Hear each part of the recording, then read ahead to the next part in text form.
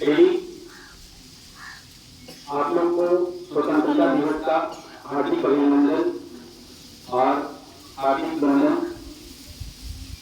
आज जो है हमारे विद्यालय के प्रांगण में हम लोग मतलब 19वां स्वतंत्रता दिवस मनाने जा रहे हैं और इस स्वतंत्रता दिवस के पीछे बहुत सारी कहानियां, बहुत लंबी लंबी कहानियां हैं। कुछ है आप लोग के सामने जो जिसको शॉर्टकट रूप से बोला जाता है उस रूप में मैं आप लोग को बीच में रखना चाहता हूँ। हमारे जो भारतवर्ष था वो ब्रिटिश के अधीनस्थ था, ब्रिटिश रूल का पालन करता था। लेकिन कुछ महान क्रांतिकारियों ने, कुछ महान योद्धाओं ने उस ब्रिटिश जो रूल था और उस ब्रिटिश रूल इतना हार्ड था थोड़ा सा बनाइए तो जो हमारे देशवासी नहीं झेल पाते थे। मतलब 24 घंटे रहता था, 24 आवर में अगर हमारे किसान भाई, हमारे कोई भी एम्प्लॉय जो वर्कर थे वो कोई भी काम करते थे, वो ब्रिटिश रूल वाले जो व्यक्ति थे वो अपने शासन अपने हिसाब से चलाते थे। मतलब कहने का मतलब हुआ कि काम बहुत सारे करवाते थे और उसका इनाम बहुत कम मिलता था, परिणाम बहुत कम मिलता था। तो जो हमारे महान क्रांतिकारी, हमारे महान योद्धाओं ने अपने आप भी यह संकल्प लिया कि मुझे जो है इसकी संघर्ष से निकलना है, बाहर निकलना है। तो बाहर कैसे निकलेंगे? हमारा पॉपुलेशन से अधिक है, हमारे पास पैसे नहीं है, हमारे पास साधन नहीं है, तो किसी भी व्यक्ति से हम लोग छुटकारा कैसे पा सकते हैं? तो हमारे जो महान पुरुष थे उन्होंने बहुत सारे आंदोलन किए, बहुत सारे अनेक आंदोलन किए। बहुत सारे क्रांतिकारी थे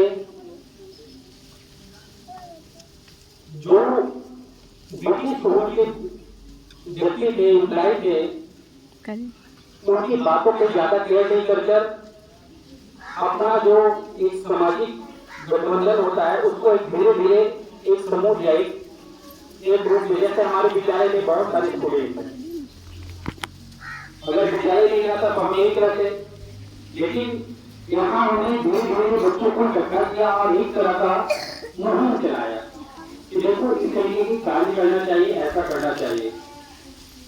तो जो हमारे महान योद्धा थे उन्होंने क्या किया, बहुत सारे आंदोलन करना शुरू कर दिए कि नहीं, हम आपकी बातों को अब नहीं सुनेंगे, अब मैं जागरूक हो गया हूँ, अब मैं जागरूक हो गया हूँ, अब मैं आपका बात को मैं नहीं सुनूंगा, क्योंकि काम मैं करता हूँ और उसका इनाम तुम ले दो।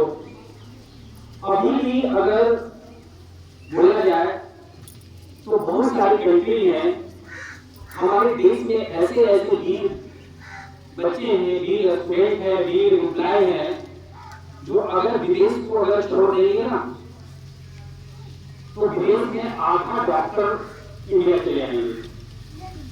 अगर इंडिया का जितने भी नागरिक हैं वो अगर अमेरिका से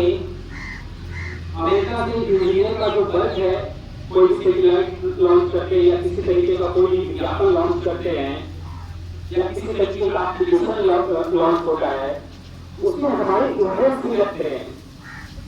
अब बताओ सर, आप गर्व नहीं करोगे कि सर आप बताइए कि जो हमारे भारतवर्ष के जो लोग हैं वो आपको हमेशा कुछ चले जाते हैं, चाइना को चले जाते हैं, रूस को चले जाते हैं, फ्रांस को चले जाते हैं, किसी भी है, बहुत सारे रीजन है, बहुत सारे कारण है।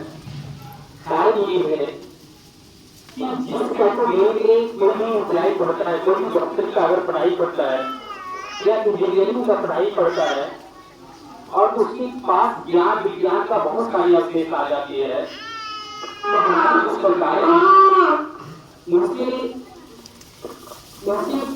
उनका पेमेंट या उनका मन लाइक जो वेतन होता है वो नहीं मिलने के कारण अच्छा सोसाइटी, अच्छी व्यवस्था, अच्छा कल्चर नहीं मिलता है।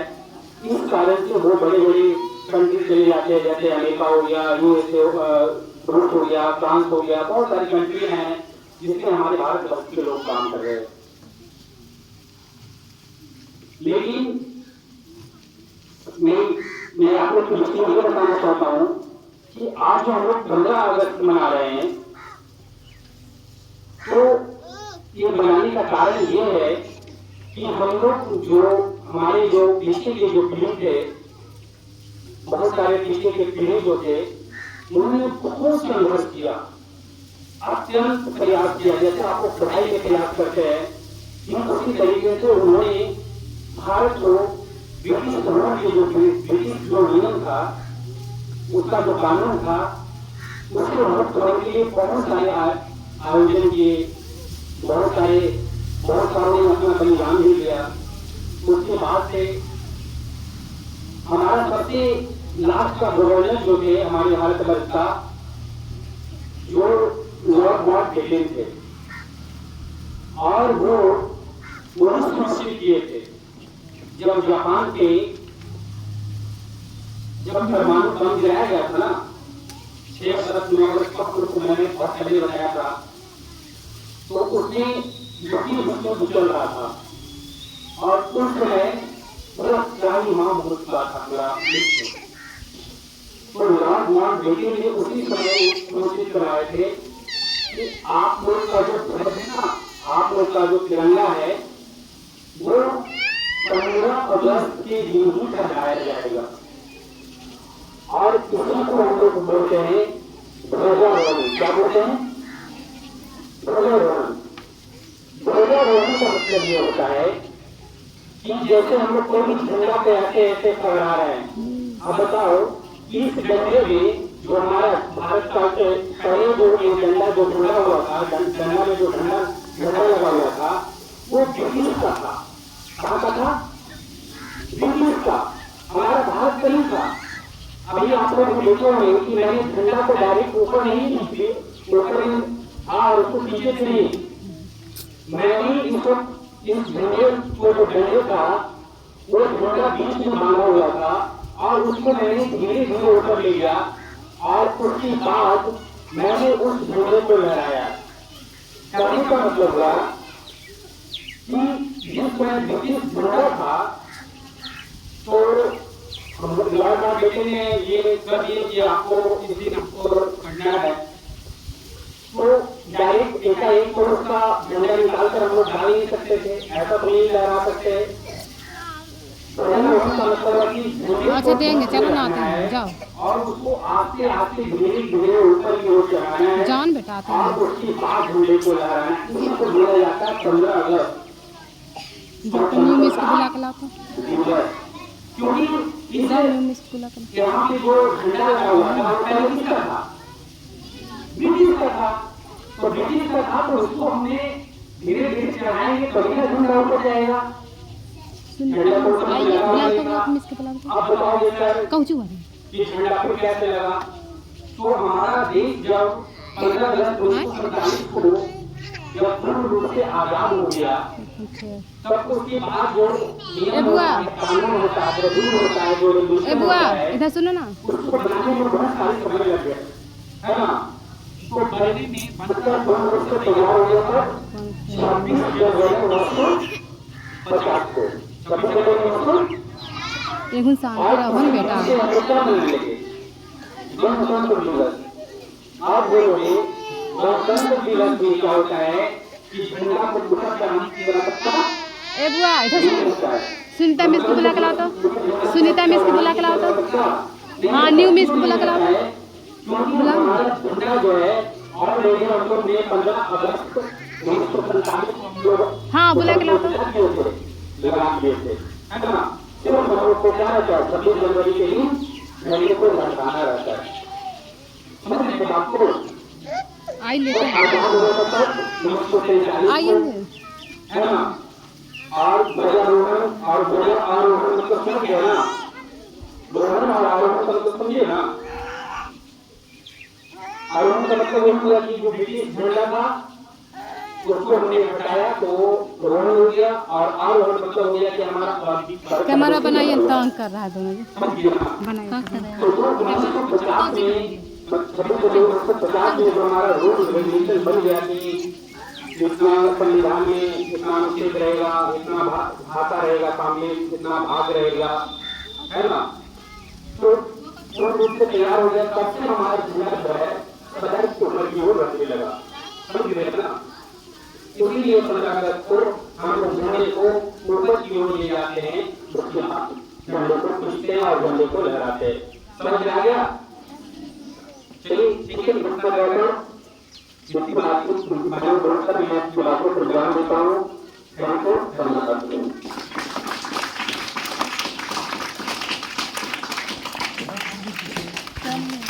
अजीब आदमी है।